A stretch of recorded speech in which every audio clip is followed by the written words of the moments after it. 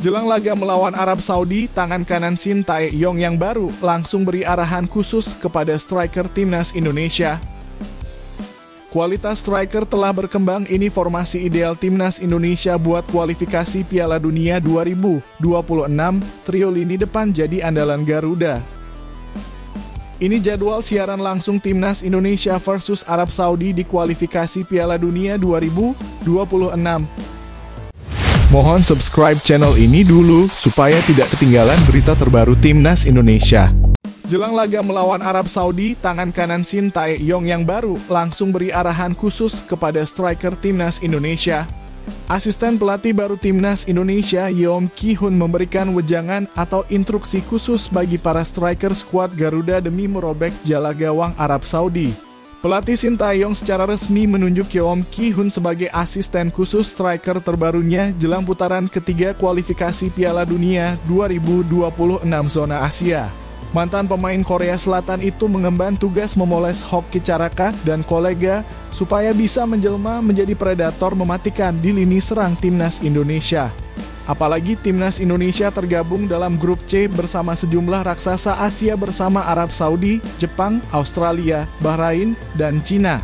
Skuad Garuda dijadwalkan bakal menghadapi Arab Saudi pada matchday pertama di Stadion King Abdullah Sport City, Jeddah, Arab Saudi. Demi bisa membobol gawang pasukan The Green Falcon, asisten pelatih khusus striker, Yeom Ki-hun diketahui memberikan instruksi khusus kepada Hoki Caraka CS. Yeom Ki-hun menyebut jika dirinya akan menekankan pelatihan dari sisi akurasi kala melakukan tembakan. Hal yang ditekankan akurasi bukan power tetapi akurasi, di saat syuting itu butuhnya akurasi, ujar Yeom Ki-hun di lapangan Senayan Sabtu. Menurutnya, tembakan dari dalam kotak penalti akan lebih efektif daripada melakukannya dari jarak jauh. Makanya tidak ada syuting jarak jauh, tetapi jaraknya dekat dari kotak penalti, jelas Yeom Ki-hun. Di lain sisi, Yeom Ki-hun mengaku terkejut dengan kemampuan yang dimiliki anak asuh Shin Tae-yong tersebut. Asisten pelatih khusus striker itu menyebut bila dirinya tidak menyangka jika para lini serang timnas Indonesia memiliki power tendangan yang bagus. Jujur menurut saya, tadinya saya pikir para striker timnas Indonesia kurang power, kata Yeom Ki-hun.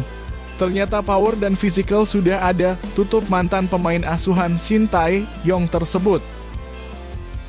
Kualitas striker telah berkembang, ini formasi ideal timnas Indonesia buat kualifikasi Piala Dunia 2026, trio lini depan jadi andalan Garuda.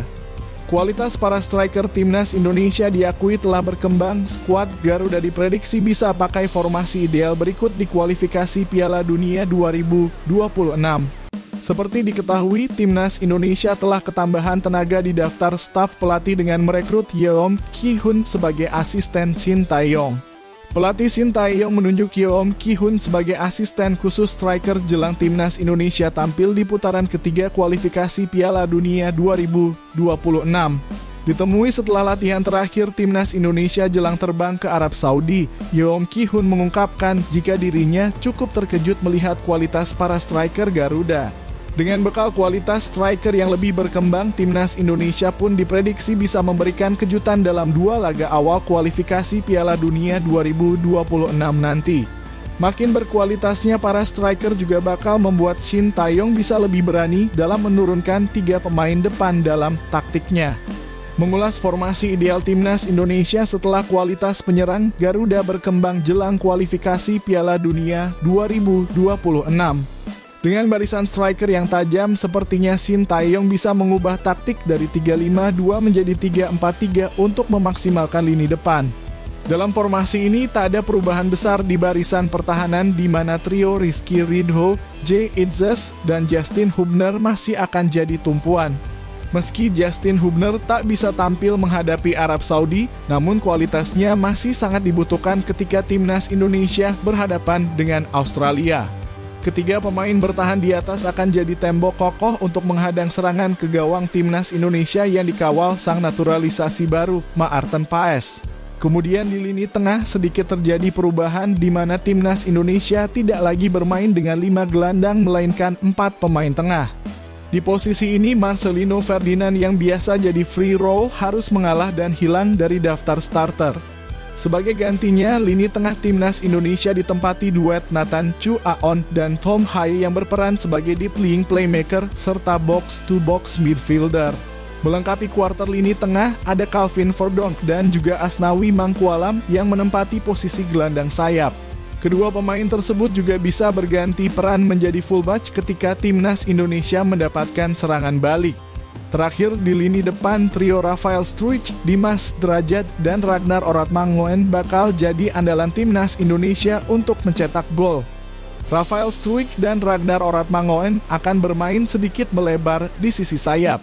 Keduanya bertugas sebagai pembuka ruang serta pemberi umpan ke kotak penalti saat timnas Indonesia membangun serangan. Andai tak mampu lepaskan umpan, keduanya juga bisa melakukan cutting inside dan lepaskan tendangan langsung ke gawang. Sementara Dimas Derajat bertugas sebagai penyapu umpan-umpan di kotak penalti serta penarik back lawan untuk membuat second line bisa masuk. Dengan kemampuan positioning yang baik, Dimas Derajat bisa berperan sebagai target man sempurna buat timnas Indonesia yang tak hanya mencetak gol melainkan pemantul buat second line. Perkiraan formasi ideal timnas Indonesia di kualifikasi Piala Dunia 2026.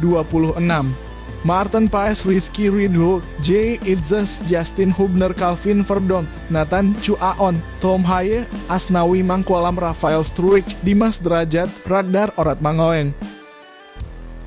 Ini jadwal siaran langsung timnas Indonesia versus Arab Saudi di kualifikasi Piala Dunia 2026. Jadwal siaran langsung timnas Indonesia versus Arab Saudi di kualifikasi Piala Dunia 2026.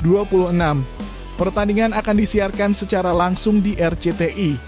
Pertandingan kontra Arab Saudi menjadi laga perdana timnas Indonesia di putaran ketiga kualifikasi Piala Dunia 2026 zona. Marcelino Ferdinand dan rekan-rekan akan bertamu ke King Abdullah Sports City pada Jumat 6 September 2024. Timnas Indonesia berada di grup C pada putaran ketiga kualifikasi Piala Dunia 2026 zona Asia kali ini. Selain Arab Saudi, pasukan Shin Tae-yong berada satu grup dengan 4 tim lain yakni Cina, Bahrain, Jepang, dan Australia.